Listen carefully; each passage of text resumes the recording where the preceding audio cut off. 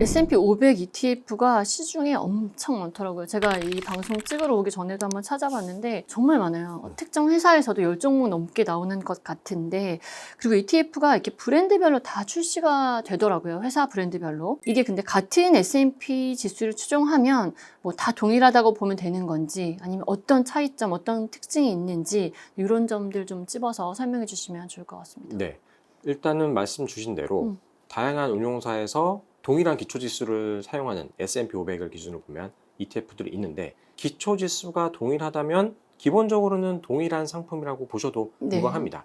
다만 그 각각의 운용사별로 기초지수를 동일하게 사용하더라도 완전 복제를 하느냐, 네. 아니면 일부 복제를 하느냐, 네. 좀 다르게 가는 수가 있기 때문에, 왜냐하면 ETF는 국내 기준으로 봤을 때 상관계수가 0.9 이상만 맞추면 되기 때문에 꼭 500 종목을 그대로 담지 않더라도, 예를 들어서 뭐 490 종목을 담았는데 상관계수가 0.9 이상 계속 맞춰진다라고 하면 이상이 없는 상품이거든요. 네. 그렇기 때문에 완전 복제냐 일부 복제냐에 따라서 조금씩 달라질 수는 있죠. 하지만 기초지수가 동일하다면 동일한 상품으로 보셔도 무방한데, 다만 또 한 가지 차이점은 보수가 조금씩은 네. 다를 수 있습니다. 네. 어쨌든 보수라는 거는 순자산에 다 녹아서 기준가격이 반영이 되는 부분이기 때문에 최종적인 투자자분들의 성과에 영향을 또 미치는 부분이거든요. 네. 그리고 이런 것들이 장기 투자로 가면 또 더더욱 차이를 네. 벌어지게 만드는 요인이기 때문에 이런 보수들도 이제 저희가 좀 생각을 해야 될 것 같고, 국내 상품과 역외 상품을 또 두 개를 비교하면 네.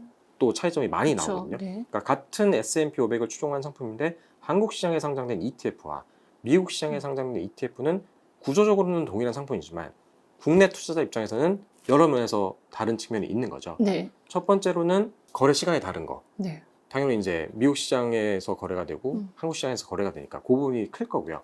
그리고 거래 통화. 국내는 원화, 미국은 달러? 그렇죠, 달러. 네. 근데 물론 대부분의 증권사들이 환전이 굉장히 이제 쉽게 되기 때문에 투자자 입장에서는 이게 환전이 중간에 인식이 안 될 정도로 맞아요. 워낙 네. 이제 쉽게 돼 네. 있어서 그런 부분들을 체감하기 쉽지 않겠지만, 어쨌든 거기에 따른 추가적인 비용이 있을 수 있다는 부분이 있고요.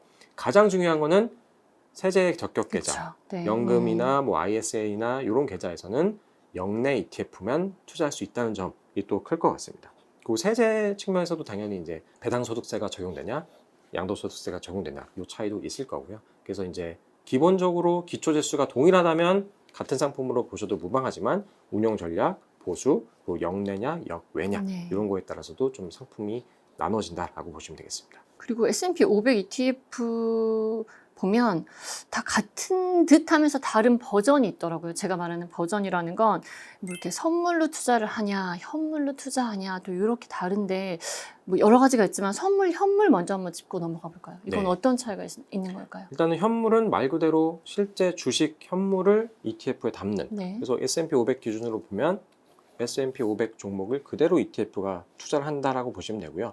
선물형 같은 경우에는 S&P 500 선물에 네. 투자를 하는 상품인 거죠. 그렇기 때문에 선물형 같은 경우에는 증거금 일부만 가지고 지수 네. 선물에 투자를 하게 되고요. 그렇기 때문에 롤오버를 계속해서 해줘야 됩니다. 그러니까 만기가 도래하면 이걸 팔고 기존 거를 네. 새로운 선물을 이제 사야 되는 그런 롤오버가 되기 때문에 3개월마다. 네, 거기에 따른 추가적인 비용이 발생하지만 네. S&P 500을 기준으로 보면은 워낙 이제 시장에서 거래도 활발하고 거래 비용이 워낙 이제 작기 때문에 네. 실제로 투자 성과에 미치는 부분은 굉장히 미미하다라고 보시면 될 것 같고, 현물형이라고 하더라도 매 분기마다 어쨌든 리밸런싱을 통해서 매매는 일어나기 때문에 네. 그런 것들을 뭐 퉁친다는 표현이 맞을지 모르겠지만 이렇게 합쳐서 보면은 결국 투자자 입장에서는 크게 뭐 차이는 없을 것 같고요. 다만 큰 차이점은 네. 현물형 같은 경우에는 원화를 환전해서 미국 달러로 이제 주식을 사게 될 텐데, 네. 선물형 같은 경우에는 증거금 일부만 가지고 선물에 투자하는 거기 때문에 네. 달러 자산에 노출되는 비중이 굉장히 증거금의 일부에 국한되는 거죠. 네. 그래서 대부분 선물형 같은 경우에는 환 해지형으로 상장이 되어 있습니다. 네. 어쨌든 원화의 포지션이 많기 때문에 나머지 달러 자산에 대해서도 그냥 해지를 해버리는 상품이라고 보시면 돼서, 가장 큰 차이점은 현물형은 대부분 이제 환 노출형으로 상장이 되어 있고요. 네. 선물형 같은 경우에는 환 해지형. 해지형으로 상장이 되어 있기 때문에 네. 환에 대한 노출도가 완전히 다르다. 그게 가장 큰 차이라면 또 차이일 수 있겠네요. 네. 그리고 또 한 가지 중요한 거는 네. 퇴직연금에서 네. 선물형 ETF는 투자를 하실 수가 없습니다. 없죠. 네, 그래서 크게 통화 익스포저와 연금에서 투자할 수 있는지 여부가 큰 네. 차이점이라고 보시면 되겠습니다. 선물과 현물의 가장 큰 차이 그렇게 두 가지로 정리를 해주셨고요. 네, 그리고 저 이것도 질문 드리고 싶은데 요새 동일 가중 요 단어 S&P 500 투자 관련해서 많이 나오더라고요. 이게 시가총액 가중 방식이 있고 또 동일 가중 방식 이렇게 상품이 나뉜다고 들었는데 이게 어떤 차이가 있는지 또 어떤 특징이 있는지 좀 한번 짚어주시죠. 지금까지 저희가 설명드린 S&P 500 관련된 상품은 이제 시가총액 가중 방식. 네. 그러니까 시가총액이 큰 종목들은 비중이 늘어나고 그렇지 않은 종목들은 점점 작아지는 네. 그런 형태의 이제 전략을 구사한다고 보시면 되는데 동일 가중 방식은 말 그대로 네. S&P 500 모든 종목을 동일한 비중으로 네. 그러니까 0.2%씩 동일하게 편입을 음. 한다라고 봐주시면 되겠습니다. 그래서 이제 시가총액 방식과 비교해서 큰 차이점은 대형주에 대한 비중이 굉장히 낮아지는 거죠. 네. 시가총액 방식은 당연히 이제 시총 비중으로 그쵸. 이거를 매 분기마다 네. 다시 리밸런싱 할 테니까 규모가 큰 종목들 비중이 높아질 텐데 음. 동일 가중 방식은 매 분기마다 이렇게 오른 종목을 계속 0.2로 맞춰주니까 네. 모든 종목을 계속 리밸런싱을 균등하게 하게 되는 효과를 음. 누릴 수가 있고요. 네. 그래서 이것도 어떤 게 좋고 나쁘다의 문제는 아니고 특징이 극명하게 갈리는데 시장이 대형주를 중심으로 분리시장에 갈 때는 당연히 네. 시가총액 방식이 성과가 좋을 수밖에 없고요. 네. 반대로 대형주를 중심으로 시장이 빠질 때는 동일 가중 방식이 상대적으로 유리할 수밖에 없을 것 같고요. 국내에는 좀 생소한 개념이긴 합니다. 왜냐하면 관련된 상품이 전무했기 때문에 네. 뭐 올해 최근에 들어서야 관련된 상품이 처음으로 등장했는데 해외 같은 경우에는 작년에 전 세계 ETF 중에서 주식형에 한정해서 투자자분들이 많이 매수한 ETF 상위 5위에 동일 가중 ETF가 랭크가 됐어요. 그래요? 그러니까 네. 1, 2, 3위가 다 S&P 500과 관련된 상품이었고 네. 4위가 시장 전체, 미국 시장 전체에 투자하는 ETF고요. 5위가 이제 동일 가중 인베스코에서 나온 ETF인데 네. 이 상품이 이제 매수를 많이 했거든요. 네. 그럼 요거를 작년에 투자자분들이 왜 많이 매수를 했을까? 전 세계적으로 그러니까요. 네. 생각을 해보면 최근 몇 년 사이에 빅테크를 중심으로 해서 대형주들이 네. 주가가 엄청 많이 올랐잖아요. 맞아요. 네. 그러니까 그만큼 시장 대표 지수지만 이 대표 지수 안에서 대형주가 차지하는 비중이 워낙 큰 네. 거죠. 그러니까 업종이든 특정 종목이든 쏠림 현상이 워낙 심하기 때문에 시장이 충격을 받았을 때 이것에 대한 마이너스 손실도 많이 있을 거라는 우려감 때문에 동일 가중에 대한 네. 시장 대표 지수에 대한 투자는 해야겠는데 이런 거에 대한 리스크를 조금 피하기 위해서 이제 동일 가중으로 이제 사람들이 조금 관심을 가졌다고 볼 수 있을 것 같고요.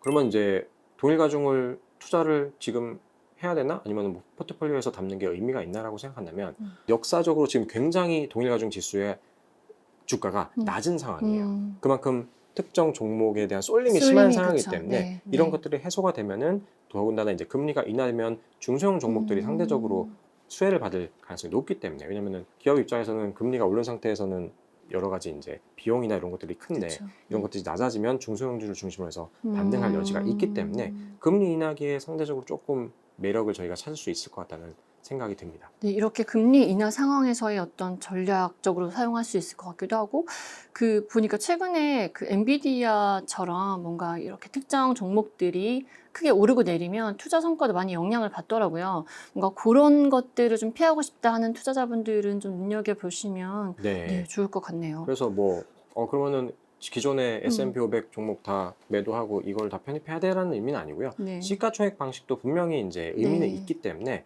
밸런스를 맞춰서 뭐 예를 들면 시가총액 방식 7, 동일 가중 방식 3 정도의 네. 비중으로 이렇게 포트폴리오를 짜시면 좋겠다라는 생각이 들고 실제로 역사적으로 보면은 좀 장기간이긴 하지만 동일 가중의 수익률이 네. 상대적으로 좀 높은 구간들이 연도별로 쫙 잘라서 보면 네네. 꽤 많거든요. 네. 그러니까 이게 분명히 유효한 전략이긴 하다라고 저희가 생각할 수 있을 것 같습니다. 네. 마지막 질문입니다.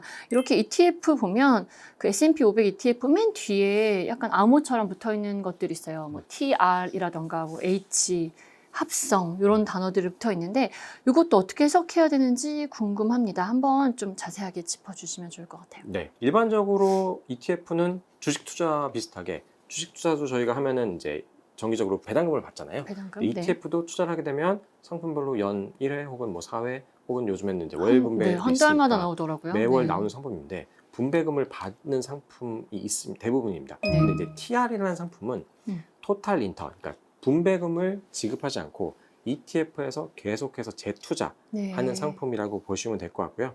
그러면 뭐가 좋냐라고 보면 일반적으로 분배금을 받게 되면 매번 받을 때마다 배당소득세를 내야 되거든요. 네. 세금을 떼고 나머지를 그쵸. 받는 거죠. 물론 네. 이게 연금 계좌에서 투자한다면 좀 다른 얘기가 되겠지만 네. 일반 계좌 기준으로 보면 매번 분배금 받을 때마다 세금을 내야 되는데 토탈리턴 상품 같은 경우에는 계속 재투자가 되니까 분배금을 받지 않아도 돼서 과세 이연이 되는 효과를 네. 저희가 누릴 수가 있을 것 같고, 더불어서 자동으로 재투자가 되는 부분이기 때문에 장기 성과 측면에서도 이런 복리 효과를 좀 누릴 수 있는 장점이 있을 것 같고. 맞아요. 저희 그 둘째 아이에게 제가 연금 계좌 만들어가지고 지금 이렇게 S&P 투자해주고 있는데 그 아이 같은 경우에는 정말 나중에 쓸 돈이기 때문에 그 TR로 네, 투자를 완전 해주고 있는데 괜찮은 전략인 것 같습니다. 장기적으로 S&P 500에 투자를 하고 싶다라고 하면 네, 이 TR 분배금 분배하지 않고 재투자하는 효과 얻을 수 있다. 괜찮은 것 같아요.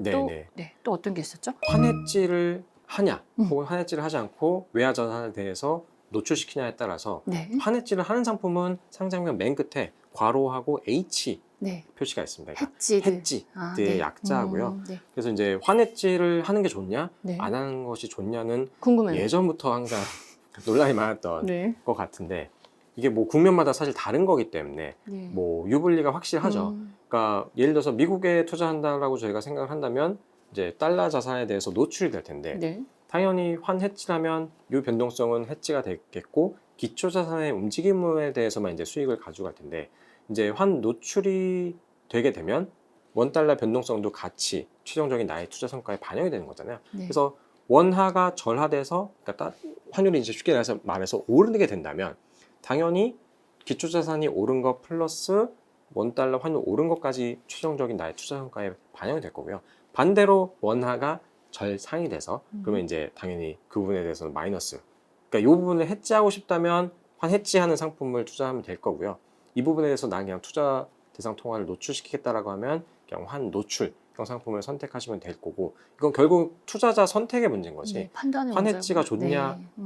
안 좋냐는 절대로 아니라고 봐주시면 될 것 같습니다. 네, 여기서 환 노출이라는 게 내가 투자하는 국가의 통화에 노출을 한다라고 그렇죠. 생각을 하는 거죠. 그래서 그 나라 통화가 오를 것 같으면 그게 내 수익률에도 플러스로 반영이 되는 거고, 네. 근데 내가 수익률을 이만큼 올렸다 하더라도 만약에 그 나라 통화의 가치가 빠져버리면 그만큼이 수익률에서 빠진다. 뭐 이렇게 정리를 하면 되는 거죠. 네, 맞고요. 네. 근데 또 한 가지 저희가 유념해야 될 부분은 이론적으로는 국내 투자자를 기준으로 우리나라보다 금리가 높은 국가에 투자하는 상품에 대해서 환해지를 하게 되면 환해지 비용이 네. 발생을 하게 되고, 네. 반대로 금리가 우리나라보다 낮은 국가에 환해지를 하게 되면 네. 반대로 프리미엄 수익이 또 네. 생기게 되거든요. 네. 그러니까 이런 것들도 좀 따져봐야 될 부분이라고 볼 수 있습니다. 알겠습니다.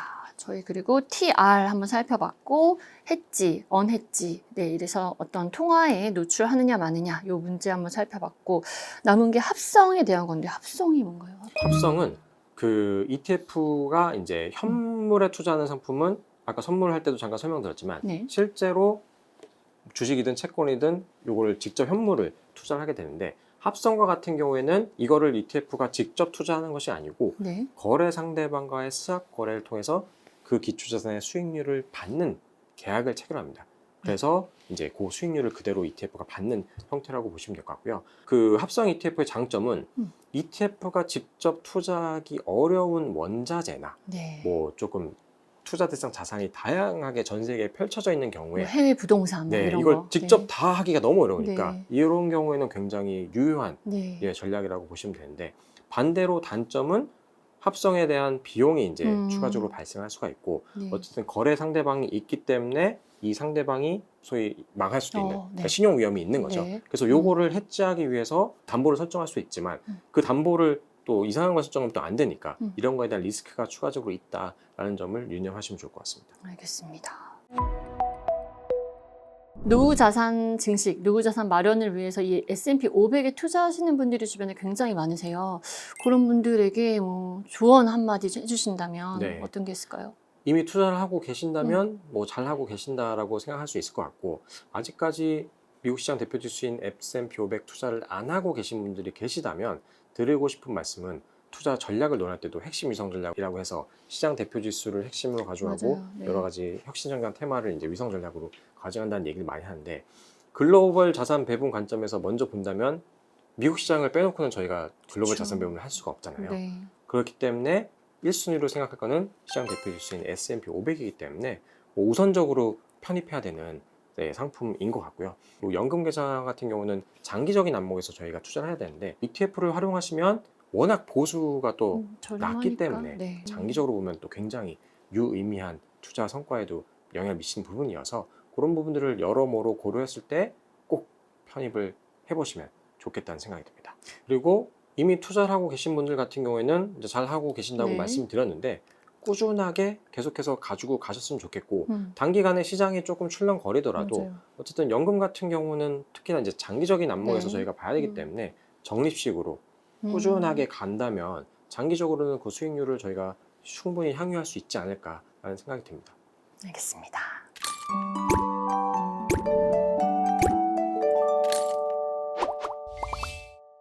네, 오늘 이렇게 미래에셋 자산운용 ETF 마케팅 본부 임종욱 팀장님 모시고 S&P 500에 대한 이런저런 이야기들 나눠봤는데요.